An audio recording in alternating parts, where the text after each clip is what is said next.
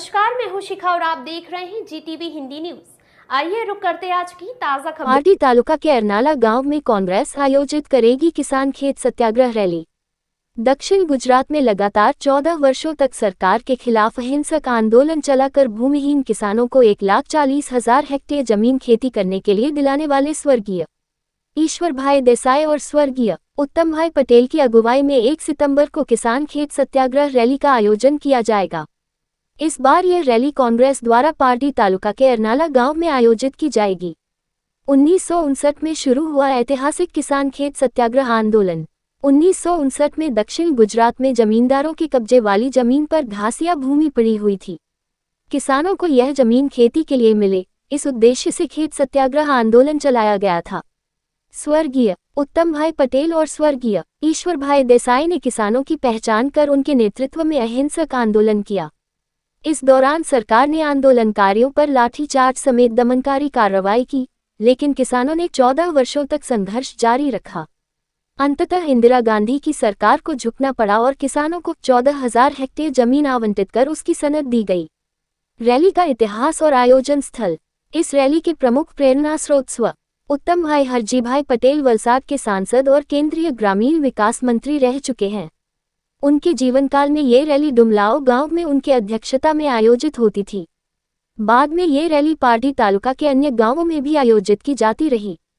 उत्तम भाई पटेल के निधन के बाद ये रैली 2 भागों में बंट गई, जिसमें भाजपा और कांग्रेस अलग अलग रैलियां आयोजित करते हैं। इस बार कांग्रेस की ओर से मुकुल वासनिक की अध्यक्षता में रैली अरनाला गांव के पूर्णेश्वर महादेव मंदिर प्रांगण में 1 सितंबर को आयोजित होगी। ये 72वीं किसान रैली होगी। कांग्रेस के दिग्गज नेता करेंगे शिरकत। इस रैली में कांग्रेस के कई दिग्गज नेता शामिल होंगे, जिनमें गुजरात प्रदेश कांग्रेस कमेटी के महासचिव मुकुल वासनिक, प्रदेश अध्यक्ष अमित चावड़ा, तुषार चौधरी, उषा नायडू, राजेंद्र पारगी और अनंत पटेल जैसे नेता शामिल रहेंगे। रैली में 2 अहम प्रस्ताव पारित होंगे। इस किसान रैली में 2 महत्वपूर्ण प्रस्ताव पारित किए जाएंगे। आज भी कई ग्रामीण क्षेत्रों में लोग सरकारी घासिया भूमि पर मकान बनाकर रहते हैं और खेती करते हैं, लेकिन जमीन उनके नाम पर नहीं हो सकी है। रैली में ये प्रस्ताव पारित होगा कि ऐसी जमीनें वहां रहने वाले लोगों के नाम पर दर्ज की जाएं और उन्हें कानूनी हक मिले।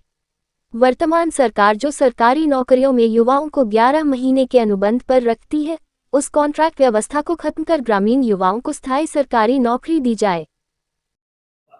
आज वलसाड जिल्लाना अमारा खूब महत्वना 3 प्रश्नों हता અને એ પ્રશ્નોને આપણા પત્રકારોના માધ્યમથી આખા વલસાડમાં લોકોને જાણકારી મળે એના માટે એક પ્રેસનું આયોજન કરવામાં આવેલું હતું। એમાં પહેલો મુદ્દો છે કે આખા વલસાડમાં સંગઠન સૃજન અભિયાન હેઠળ નવા પ્રમુખોની નિયુક્તિ થઈ, એની આજથી ચાર્જ લેવાની વાત કરો કે જાહેરાત કરવાની વાત કરો, એક પહેલો મુદ્દો હતો। બીજો મુદ્દો અમારો એ હતો કે જે ऐतिहासिक રેલી છે ખેડ સત્યાગ્રહ જેને કહેવામાં આવે, સ્વર્ગસ્થ ઉત્તમભાઈ પટેલ અને ઈશ્વરભાઈ દેસાઈએ જે શરૂઆત કરેલી, એ એની ઉજવણી 1 સપ્ટેમ્બરે અરનાલા મુકામે અમે કરીએ છીએ અને ત્યાં આગળ 3000 જેટલા લોકો ભેગા થવાના છે। તો એની જાહેરાત પણ થાય અને ત્યાં બધા જ લોકો ભાગ લે, એના માટેનો આ મહત્વનો અમારો એક મુદ્દો હતો। तीजी बात ये थी हमारी कि आखा गुजरात में प्रदेश कांग्रेस समिति एवं नक्की करेलू छे कि एक जन अधिकार सम्मेलन तालुके तालुके करवाना, ते पण 2 तारीख थी 6 तारीख सुधी में, अने एनी जानकारी पण तारीखों आपी देने करवामां आवी, तो ये जानकारी मळे एना माटेनो आ महत्वनी प्रेस कॉन्फ्रेंस हमारी हती। जन अधिकार सम्मेलन बोलावा पाछळनो मुख्य उद्देश्य शुं?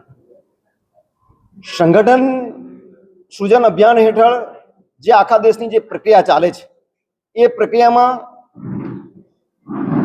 जन अधिकार सम्मेलन एटले के लोकोना अधिकार मेळववा माटेनी लड़ाई आपणे करवी पड़शे।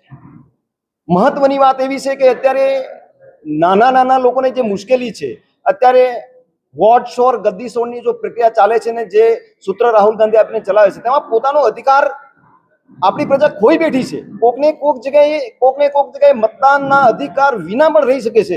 એના માટે એનો અધિકાર મેળવવા માટેની પ્રક્રિયા જોરશોરથી ચાલે, અને એના માટેની આ મહત્વનો મુદ્દો અમારે લઈને આગળ વધીએ છીએ કે અધિકાર મેળવવા માટે લડાઈ કરો. એ જમીનની વાત આવતી હોય, કે વોટની વાત આવતી હોય, કે પાણીની વાત આવતી હોય, કે પછી ફોરેસ્ટની લેન્ડની વાત આવતી હોય, કે શિક્ષણની વાત આવતી હોય, બધી જ જગ્યાએ પોતાના અધિકાર મેળવવા લડાઈ ઊભી કરે અને આ સરકાર સામે લડે, એના માટેની વાત આ મહત્વની હતી અને તેના માટેના પ્રયાસ. આ વખતે કિસાન રેલીની અંદર કયા મુદ્દા લેવામાં આવવાના છે અને ખાસ કરીને કોણ ઉપસ્થિત રહેશે? તમે ખૂબ મહત્વની વાત કરી કે આપણે ત્યાં ઓલ ઇન્ડિયા કોંગ્રેસના સેક્રેટરી જેના ગુજરાતના પ્રભારી પણ છે, મુકુલ વાસનિક આવવાના છે. એની સાથે પ્રદેશના પ્રમુખ જેમને અત્યારે સંગઠન સૂજન અભિયાન જવાબદારી સોંપવામાં આવી, અમિત ચાવડાજી આવવાના છે. અને વિરોધ પક્ષના નેતા તુષાર ચૌધરી પણ આવવાના છે. એની સાથે સ્થાનિક ધારાસભ્ય તરીકે આનંદ પટેલ પણ અહીંયા આવવાના છે.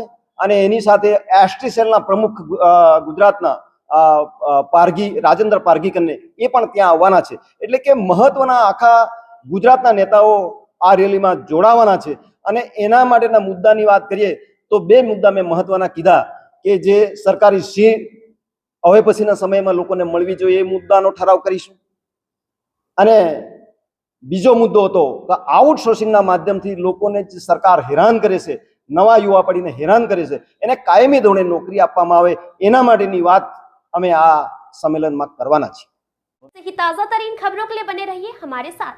अगर आपको हमारी वीडियो पसंद आए तो चैनल को लाइक करें, शेयर करें, सब्सक्राइब करें और हाँ, बेल आइकन दबाना ना भूलें। Welcome to our YouTube channel.